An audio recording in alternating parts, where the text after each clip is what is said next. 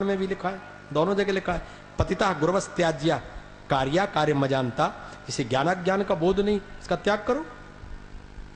नायम देहो देवा जाम्न लोके कष्टा न काम नृत्य बिड भुजाम। ये शिक्षा देकर के ऋषभ जी चले गए, उनके पुत्र जड़ भरत हुए, उन्होंने भी त्याग किया। वहां जाकर गंडकी नदी के किनारे बैठे, मृग के बच्चे की आसक्ति में फंसे। मृग का मरते समय ध्यान आया, मर करके मृग योनि में चले गए। शरीर त्याग किया गंडकी नदी में, ब्राह्मण के घर में जन्म लिया। अब की बार सावधान थे, कई जन्मों की साधना आई साथ। कभी भी वासना और उपासना किसी जन्म में चले जाओ, ये पीछा नहीं छोड़ती। किसी ने नहीं, काम वासना की शिक्षा किसी ने नहीं दी, अपने आप कामी हो गया। क्रोध करने की किसी ने शिक्षा नहीं दी, अपने आप क्रोधी हो गया। लोभ की शिक्षा किसी ने नहीं दी, अपने आप लोभी हो गया। किसी ने अभिमान की शिक्षा नहीं दी, अपने आप अभिमानी हो गया। स्वार्थ की शिक्षा किसी ने नहीं दी। इतना बड़ा बच्चा है, अपनी वस्तु उठा के रख लेता है, दूसरे को नहीं देता।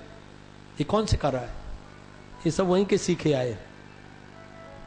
छोटा सा बालक है, मंदिर में जाता है, भगवान की बिना पूजा किए नहीं मानता, हाथ जोड़ के भोजन करता है, माता पिता को प्रणाम करता है और 1 घंटे रामायण पढ़ता है, फिर मंत्र जप करने बैठता, दीक्षा लेकर के 4-4 घंटे भजन कर रहा है। कौन सिखा रहा है?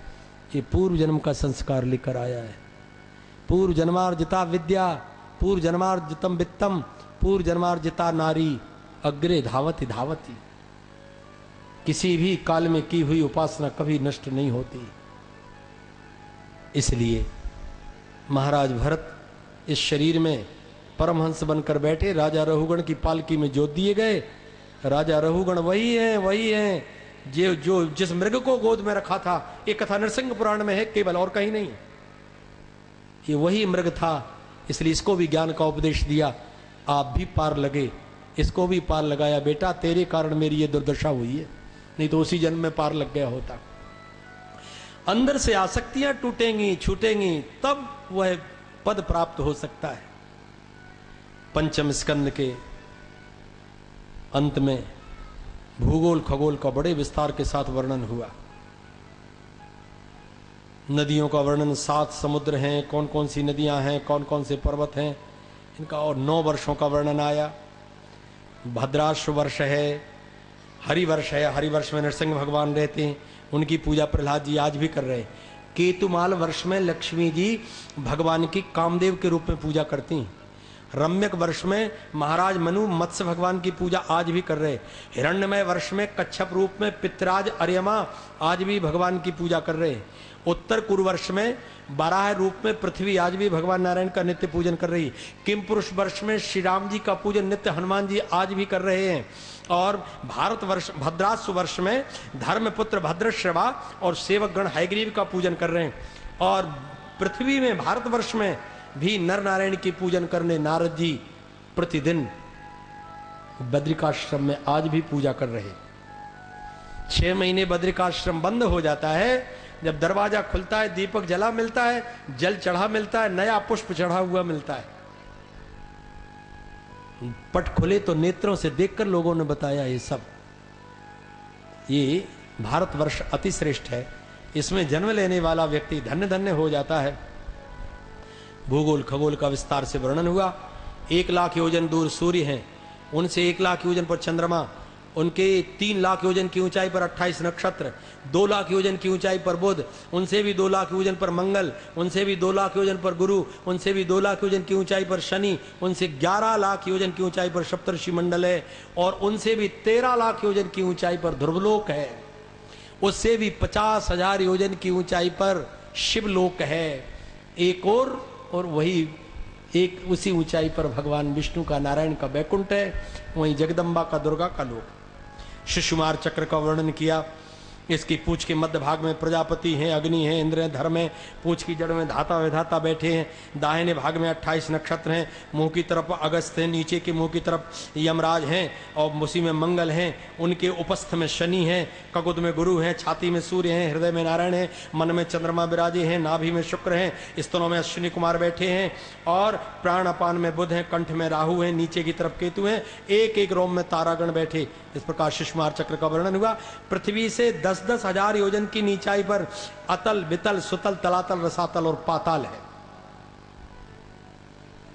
पाताल से भी 30,000 योजन की नीचाई पर संकर्षण भगवान शेषनाग विराजमान है, जिनके 1000 मुख हैं, 7 शीर्षा। ये भगवान संपूर्ण ब्रह्मांड को धारण किए हुए हैं।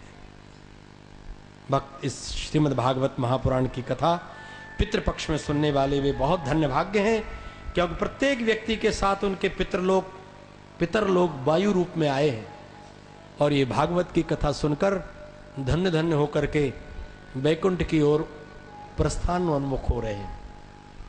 श्रीमद् भागवत की कथा पितृपक्ष में बहुत कल्याणकारी, श्रवण करने के लिए, कराने के लिए, कहने के लिए। इस कथा से, ध्रुव जी जैसे भक्तों की कथा से भगवान की भक्ति और संपूर्ण कामनाओं की पूर्ति होती। ब्रह्मसूत्र तो ये कहते हैं, उनसे पूछा गया कथा कब तक सुनना पड़ेगी। ब्रह्मसूत्र भी वेदों का ही अंश है। कई बार तो सुन चुके, जहां जहां श्रीमद् भागवत कथा, रामायण कथा होती, श्रवण करने जाती, कब तक सुने। तो ब्रह्मसूत्र का कहते हैं आवृत्ति रसकृत उपदेशात असकृत, सुनते जाओ सुनते जाओ। कितनी बार सुने, तब तक सुनो। शंकराचार्य, आदिगुरु शंकराचार्य भगवान ने इसकी व्याख्या करते हुए एक उदाहरण दिया। उन्होंने कहा कि जैसे मूसल के द्वारा धान कूटी जाती है, उखल में डाली धान और मूसल से उसका कूटना आरंभ किया, और कोई प्रश्न करे कि कितने मूसल मारे, तो निश्चित उत्तर नहीं बताया जा सकता। तब तक मूसल चलाना पड़ेंगे, तब तक चलाना पड़ेंगे जब तक वो धान का छिलका अलग ना हो जाए। तब तक कथा श्रवण करना पड़ेगी, तब तक श्रवण करना पड़ेगी जब तक इस आत्मा के ऊपर पड़ा हुआ मल आक्षेप, मल विक्षेप और आवरण ये दूर ना हट जाए, तब तक सुनना ही पड़ेगी।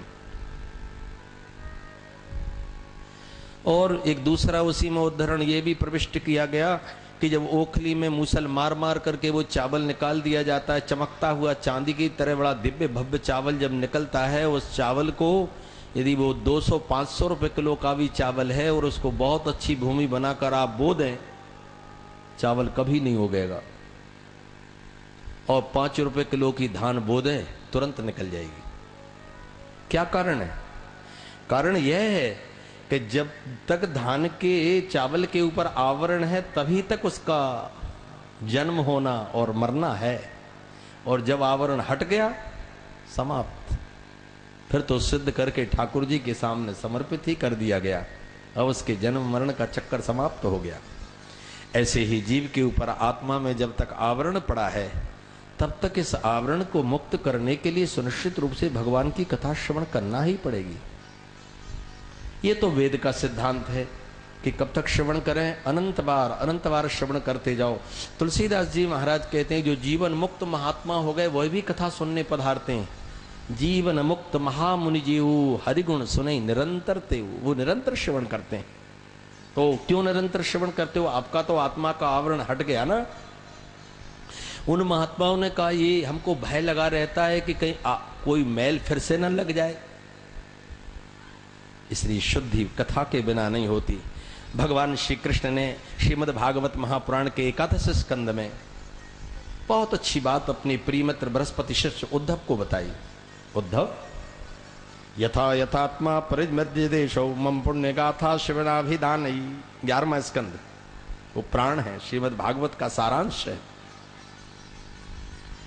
यथा यथात्मा परिमृज्यते सौ, जब आत्मा को स्वच्छ करना है, केवल एक साधन है, मम पुण्य गाथा श्रवणाभिधानई।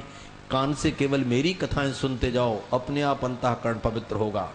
तथा तथा पश्यति तत्व सूक्ष्मम, जैसे जैसे कथा श्रवण करेगा मेरे वास्तविक तत्व को समझता चला जाएगा। एतावता भगवान की कथा को श्रवण करने के बिना और दूसरा कोई आश्रय नहीं है।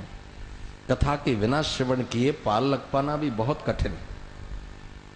एक व्यक्ति चले जा रहे थे, उनके पास कुछ सामान बहुत था।